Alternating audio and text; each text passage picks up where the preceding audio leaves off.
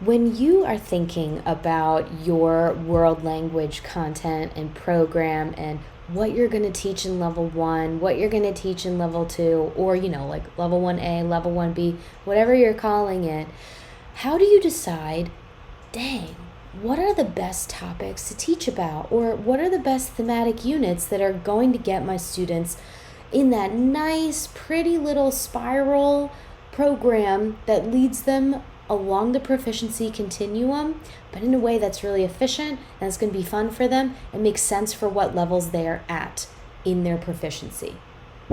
That's what we're going to be diving into today. So let's get started. Welcome everybody to the Practical Proficiency Podcast, and we're talking about one of my favorite elements today, which is curriculum and how to build a solid, exceptional program by working with the natural orders of acquisition with language, working with what we already know from the ACTFL performance indicators to be markers of novice low, mid, high, and intermediate low.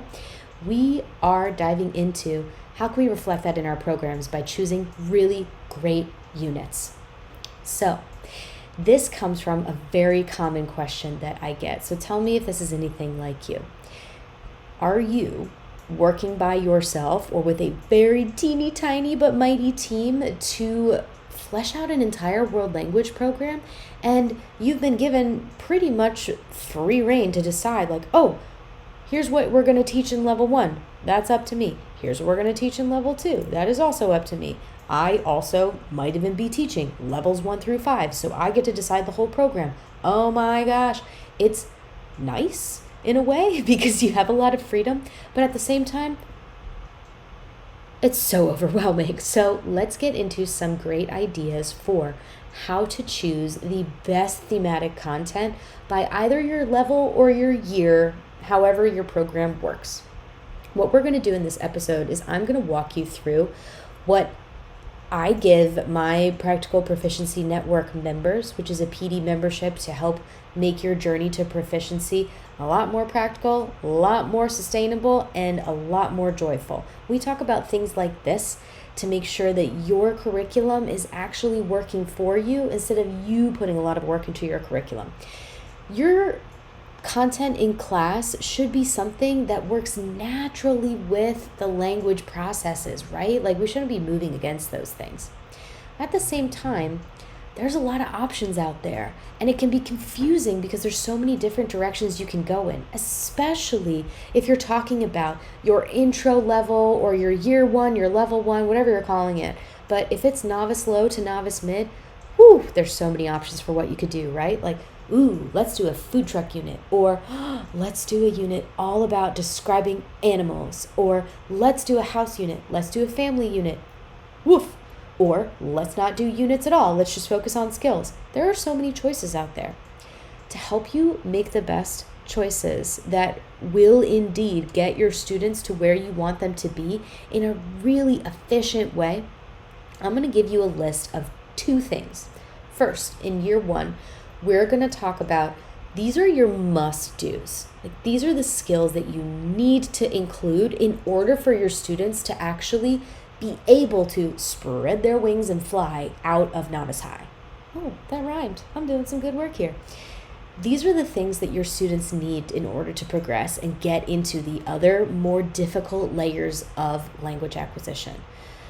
So, it's very important that when you're working with novices, and quick pause here, if you're unsure, what does a novice look like? What is a novice low? What is novice mid? What is novice high? There are other podcast episodes for you where we dive deep into this topic. So you'll find them linked in the show notes below if you're watching the video, that will give you a lot more information about what all of those levels mean. But to make this really easy for you, I'm going to give you a really nice, easy list of, okay, these are the things that you have to have in your program before your students graduate to novice high, and then once they're novice high, how you can get them to graduate into intermediate low. This will move them along the continuum. Let's start first with the must-dos. When you hear this list, it'll probably seem familiar because in level 1 or the year 1, the first year of language, most people are teaching about the same thing, but their content might vary a little bit depending on their individual preferences. If they want to do specific cultural deep dives, so cool, by the way, by all means, go for it. But I often find when I look at curriculums and when I'm working for like language apps and programs that there's a couple things that are usually missing from those first important encounters with language that create that foundation that allow your students to actually spread some wings and start expanding.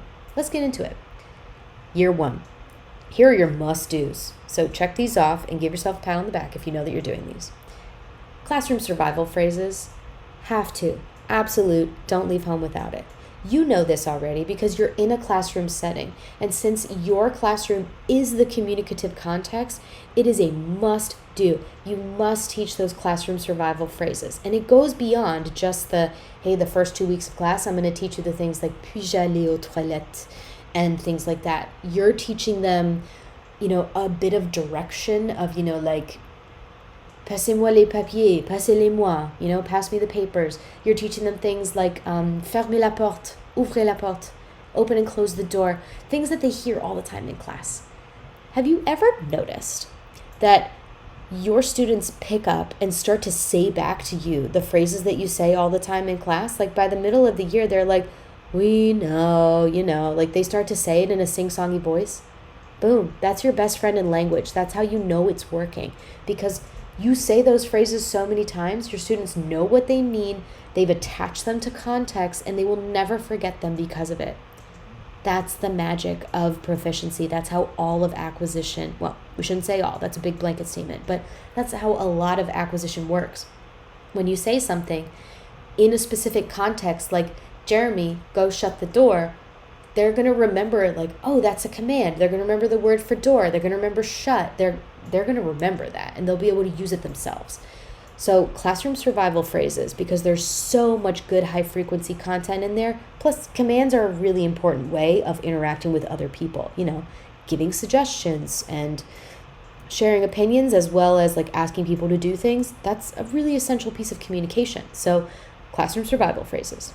Related to that, no need to explain this here, target language survival phrases for your classroom setting. So whatever they need to get around the room and still use as much target language as possible. Think deeply about this, because there are so many missed opportunities in a classroom for you to have repetitive, awesome target language use. So many teachers are wondering, how can I add more target language to my class? Well, what are your students asking for every day? Where is this? Can I do this? Can I use this? Teach the phrase where is. Oui. Teach the phrase can I, puis-je, as a rejoinder, or like keep it on the board somewhere. Those important phrases that your students are asking for all the time, or like, I need help, j'ai besoin d'aide, I need help. Oh my gosh, those are such valuable ways for your students to stay in the target language. And I know I used to do this all the time. When I was still in the classroom, I would miss all these great opportunities and let that language seep through the cracks when my students could have been using it all the time. I finally picked up on it in my last 2 years of teaching. So don't make the same mistake as me.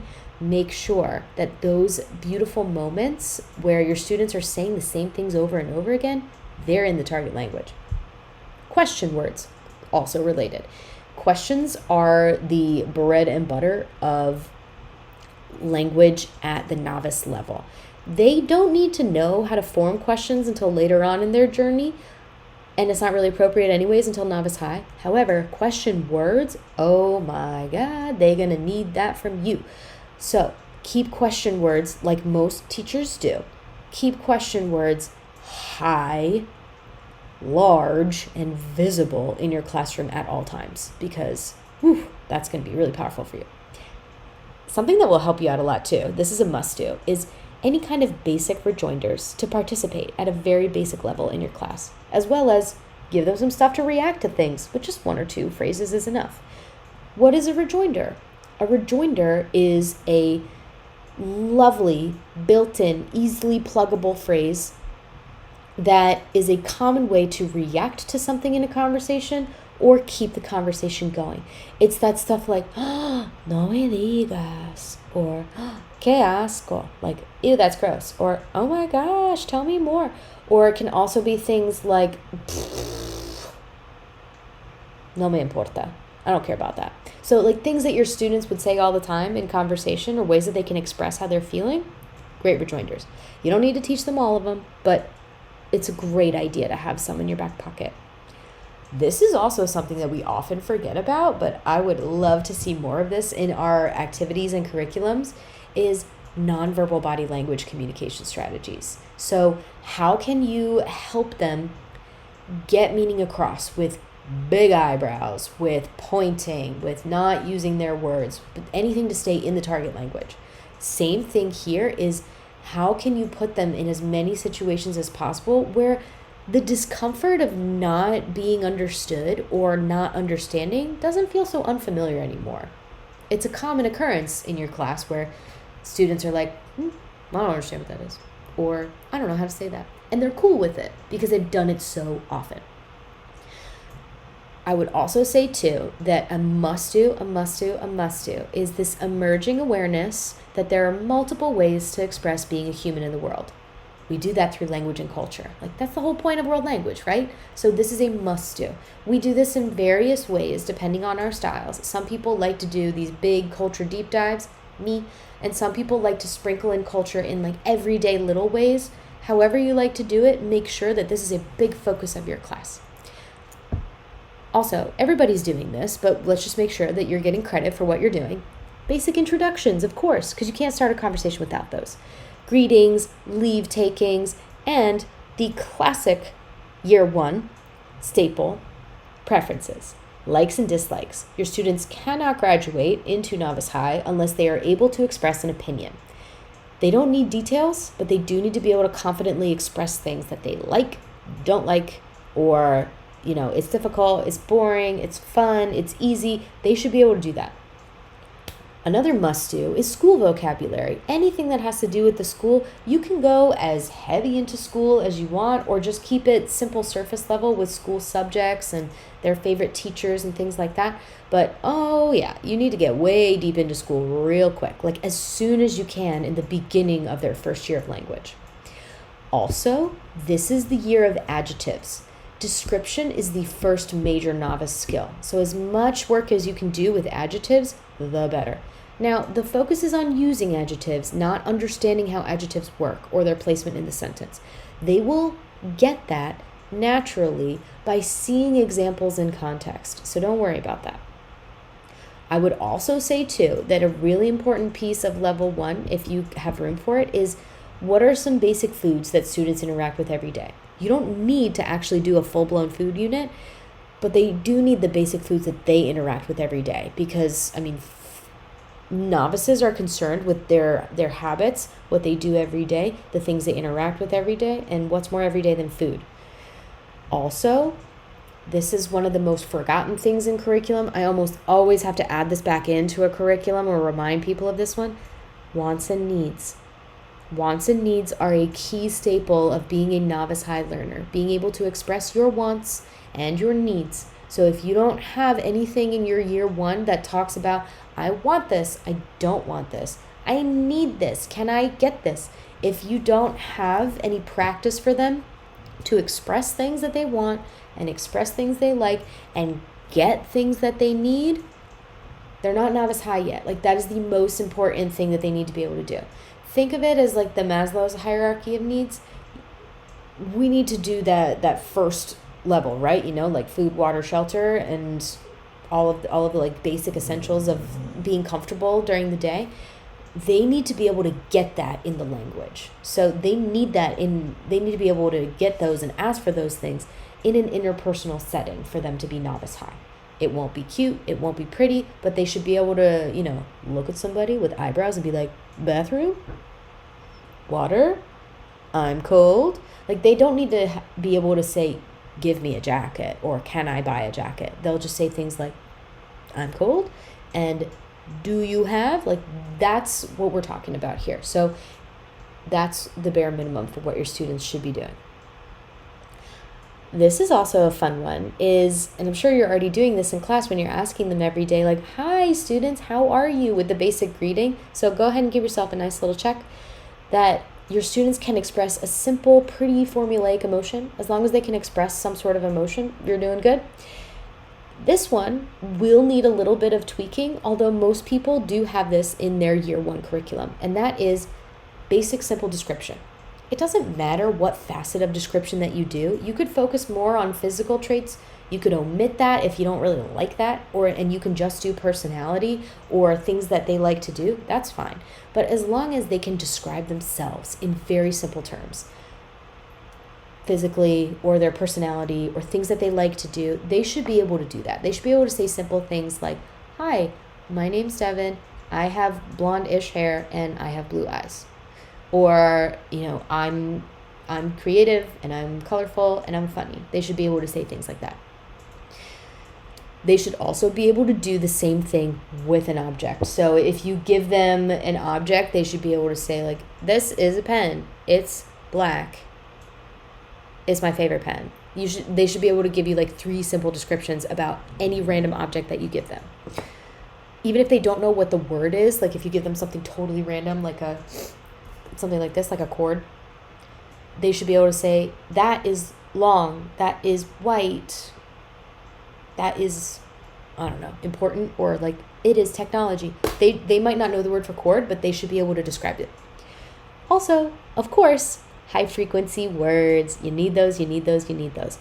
I would stick with the verbs too and use those really, really helpful lists that are out there in the world, like the Super 7, Sweet 16. I do personally like to expand on those just a little bit for certain languages because there are some differences between Spanish and French for which are the more high frequency areas of language and phrases that are used. However, it is good to have in your mind, like, oh, these are the key 7 that you need for every single language. But trust your gut that there's probably 1 or 2 more or less phrases in your specific target language that your students may need more. Okay, so we've got level 1. How exciting is that? Let's dive into level 2. With level 2, here are your must-dos. This is assuming that you've already covered is a terrible word in curriculum. Let me say something like, a better word for this would be, these are the topics that you've already dove into, that your students understand, wonderful, great, they're doing wonderful. These are the must-dos in level 2. Once the areas in level 1, you feel like they're pretty mastered, or at least you've touched on them in some way.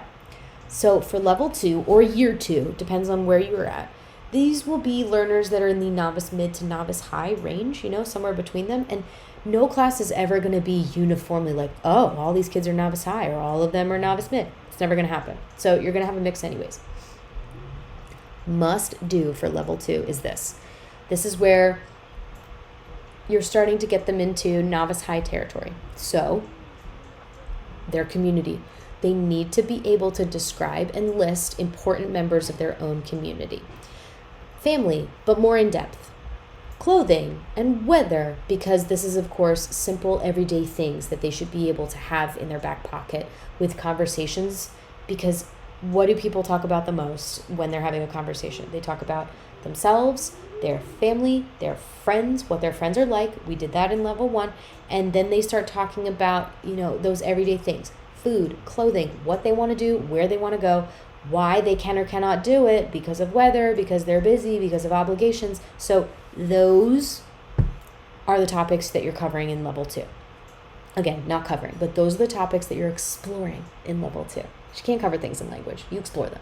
So let's talk more about, how do you get into those? Because those are more of the thematic topics, right? Those feel a lot more like vocabulary. Here are some other areas that would be great for you to add to their toolkit for Novice High.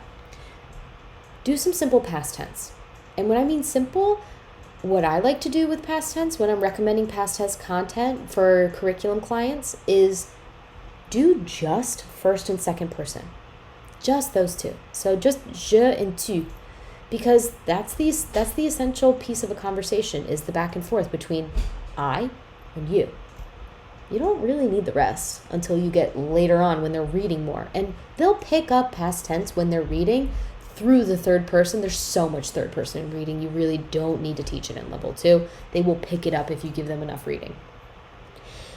I would also say too that they need a simple shopping exchange.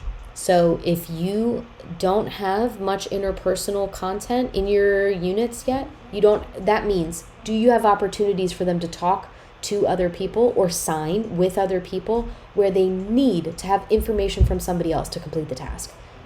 You need a lot of that in level 2 because they will not truly be novice high until they can achieve certain communicative goals in interpersonal. Like you need to be able to check off, oh yeah, they can handle a simple shopping exchange. Oh yeah, they can get things that they need if they're cold, tired, hungry, or thirsty. Oh yeah, they can move around a town square if they've never been there before and find the stuff that they want, buy something, and go get some food. That's how you know they're novice high.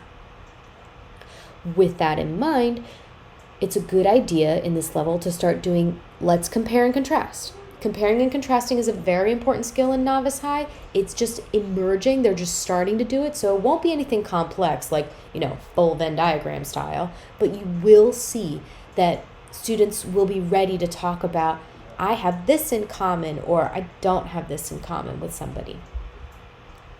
Big part, don't leave home without it for level 2, is routines and sequence. So anything that helps with routine will help them, which means that's where you're going to see a lot of variability in curriculums that you're shopping for, curriculums that you're using, where you'll see things in level 2, like there might be a chore unit or a house unit or, what I do every day or how I get ready in the morning. Here's a secret. It doesn't matter. It doesn't matter which one you do.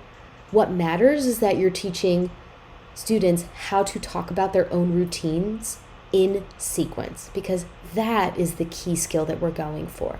So you can do anything you want. You could focus on just the day routine and have students try their best to be able to express that. Or you could talk about, like, when you go on a trip, how is your routine different, and include that compare and contrast. Or you could do chores and expectations at home.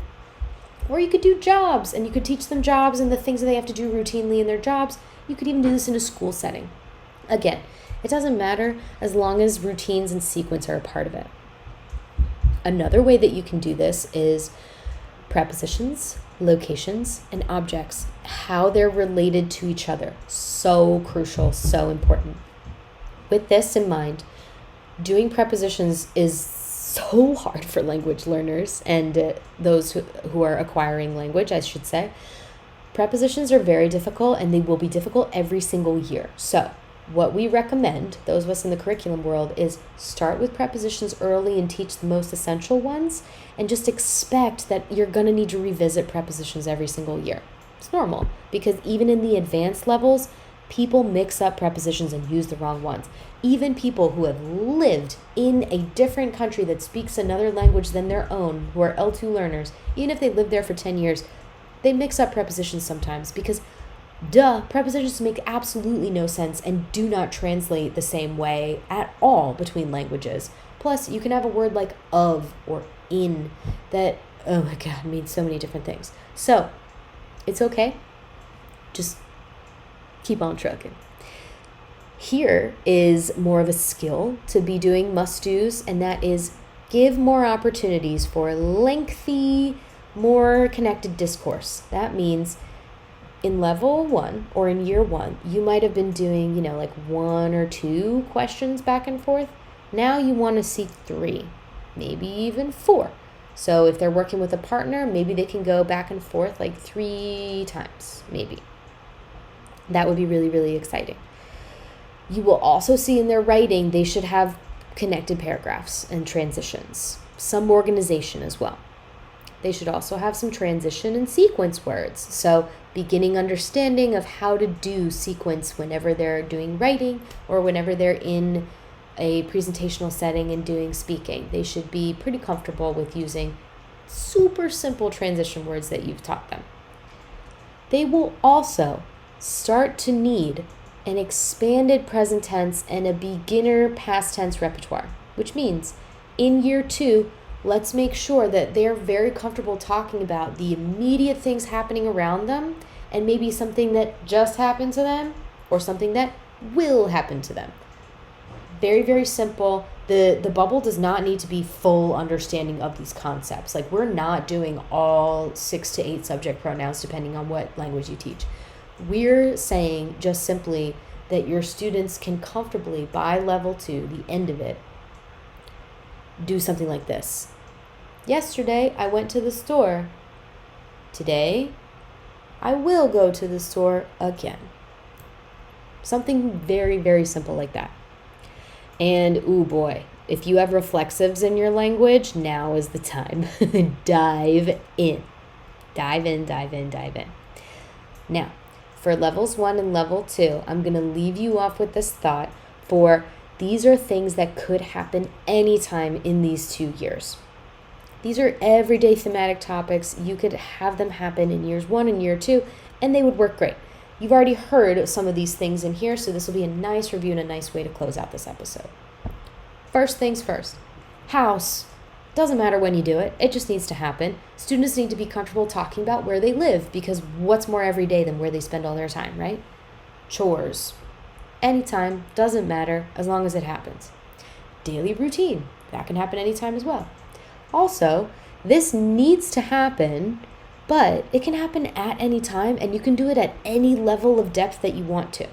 Sports, activities, music, and hobbies. And do not misunderstand here. I'm talking about the ability for students to express what are their favorite sports, what are the hobbies they like, what are the hobbies that they see in the target culture that they are interested in, and what are the hobbies they see in the target culture that they think are really boring. Not listing off 100 activities. That is useless information. What they need to be able to do in a sports and activities area is something like, oh, I love playing the flute. It's so cool that in Peru, there's also lots of flute. That's what they need to be able to do. Also, I like soccer. That's cool that people in Peru also like soccer. That's what they should be able to do. It doesn't need to be, in Peru, people like these 15 things. Like, that's not what we're looking for here. Oh, the dreaded numbers. You might love teaching numbers. I did not love teaching numbers. And if you can get away with it, I would suggest you cut numbers from your program and you just let it happen in the everyday interactions that you have, as long as your students are pretty comfortable with, like 1 through 20. But numbers, yeah, you need to do it. They need that for pricing. That's very important when they're in target language settings. Also, though, I will say, as a nice little asterisk star, I'm like doing the real thing in here if you're watching the video, that if you are in an elementary program, absolutely do numbers, and do numbers all day long. It's such a great way to engage your students, and they will be very good at it. Also, speaking of elementary programs, animals and nature. Animals and nature can happen at any time during your program in the early years. So some people really love to deep dive and do a whole animals daily, and they use that to learn how to describe objects and things. Great. Or you can do nature and do the same thing. But again, it doesn't matter how you're exploring this lens, as long as students are able to describe things in nature and describe the animals around them or the animals in their everyday lives. Another important thematic topic that will work really, really well in any part of the first 2 years of a language program is food in all of its different forms, because, why wouldn't you? I have yet to see a program that doesn't do a really awesome thing on food, right? It's a great hook for students. But make sure that this is in a specific lens. You don't need to cover everything about what it means to be a human and need to eat. Go with, instead, a focused approach like restaurants, or going out to eat, or cooking at home and making recipes, or shopping at a food market, or going to a food market and getting the things you need for the week. Like, it should be a really focused and contextualized topic.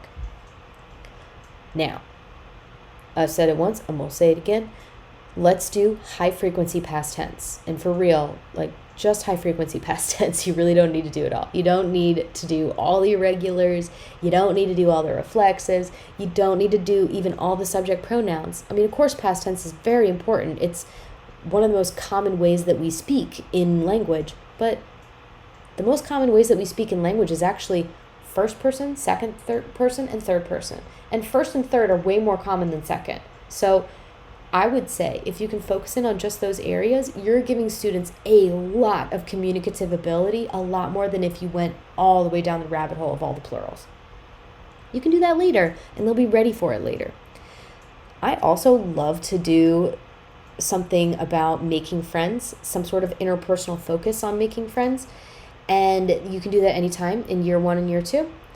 And of course, we've already talked about this too, describing yourself and describing other people. I would say too that where you live and getting around town, transportation, like what's more everyday than that, right? Other everyday things would be things like transportation, my biography, things I'm doing this weekend or what I did this weekend. I also like to do, and I have this unit as part of the Practical Proficiency Network membership. They have access to this unit, and you will also have access to it very soon if you'd like to purchase it on TPT. That is what I want this year, and as well as different things like my biography in this weekend. Like those are units that I've made based on these recommendations. But special person interviews is also a great one if you do that. That's such a great way to, like, let's make that a whole unit. Or you can even do a whole unit on a novel that focuses on each of these topics as well.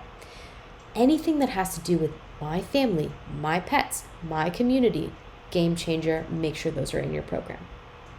I would also say too that you can do these at any time in your 2 years, your first 2 years of a language program would be emotions. Going on a bit more of a deep dive with that. Circumlocution, a very important skill to have. And, of course, last but not least, the products, practices, and perspectives, perspectives being the key word, and introductory comparisons to traditions, the roles of culture, the roles of tradition in our own lives, as well as how these products and practices give you a window into the perspectives of other people. So you've got a really nice list to work with. Keep this episode handy in times when you need to plan, what am I doing in years 1 and 2? One of the most common questions that I get when working with people on their curriculums is, I have no idea if I'm teaching the right thing at the right time. Now you have a nice list to work with.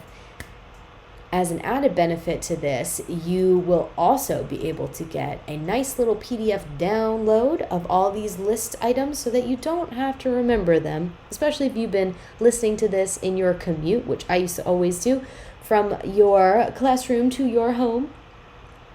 Love that. That's like the best way to enjoy podcasts, right? So if you're in that boat and you're like most humans and, of course, not going to be able to remember all these, grab the PDF, yo. It is in the show notes below so that you can have this list and keep it with you whenever you are planning. Thank you all so much for being here and hanging out with me for my absolute favorite topic, curriculum. And I can't wait to see you in the next episode because we're going to dive into a little bit more about this with level 3 and level 4 so that you've got everything that you need for your program to get started. All right. Bye for now, y'all.